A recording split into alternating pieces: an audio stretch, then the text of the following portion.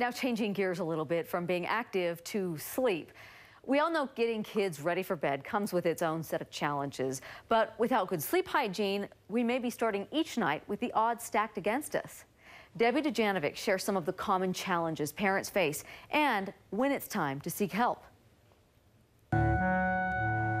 15 to 20 minutes. That's how long it should take to fall asleep. Not getting those Z's can result in poor school performance, difficulty paying attention, weight gain, moodiness, and inability to make decisions. And in older children, an increased risk for depression. Risk-taking behavior, possibly suicidal ideation. Dr. McGinley says getting that right amount of sleep can make all the difference. A 5-year-old on average needs about 10.5 to 11 hours of sleep, a 10-year-old about 10 hours. And an adolescent, surprisingly, 9.5 hours. A poll by the National Sleep Foundation found that 75% of teens in America are getting less than 8 hours of sleep. Electronic media has been a huge factor in this. Studies show the effects of TVs, computers, video games, and phones are delaying bedtime even more. Interactive behaviors like pushing buttons or socializing online stimulates the brain, and light signals it's time to be awake. TV is very disruptive for sleep. The commercials get loud, the car crashes, and your brain constantly responding to those things. Here's another sleep deterrent: caffeine. Caffeine use can delay the ability to fall asleep earlier and can be disruptive for sleep.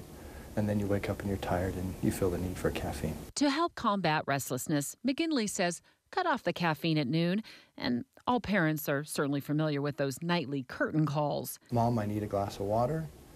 It's dark. Can you read another story? And consistency is key. It might even be just a pat or a kiss on the forehead and then removing yourself from the environment, encouraging them to go back to sleep. If the interaction is minimal and some of those requests are denied, they would likely fall asleep quickly. And the occasional battle with the monster under the bed? It's a brief interaction, mostly reassurance that mom or dad is still here and you're safe. Allowing extracurricular activities or homework to be done up until bedtime does not give the brain enough time to wind down.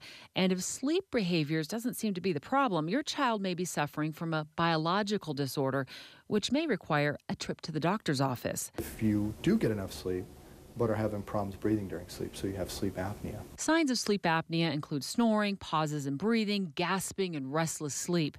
Another sleep disturbance children face: insomnia. Insomnia is an inability to fall asleep, stay asleep, or I wake up too early, or any combination of those things. A study may also be needed for children who sleep just fine at night but have trouble staying awake the next day. There's a real biologic process here that can be corrected with treatment. Here's some good sleep hygiene. Set a regular time for bed and be consistent.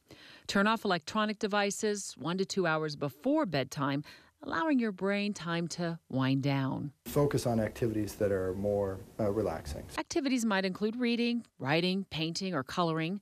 Create a comfortable sleep environment. Cooler temperatures at night are the best, and the room should be dark and quiet. Your brain is very responsive to noise, and especially changes in noise, so fluctuations. If noise is a problem, try listening to white noise like a fan, static, or rain.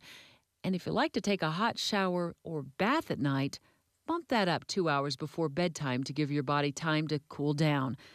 And contrary to popular belief, it's okay to eat a light snack before bed, especially if they're waking up and they're hungry or hungry in the middle of the night. For your life, your health, I'm Debbie Jenniffer. Thanks, Debbie. If you believe your child may have sleep apnea, insomnia, or some other serious sleep disturbance, contact your physician. You may need to schedule a sleep study.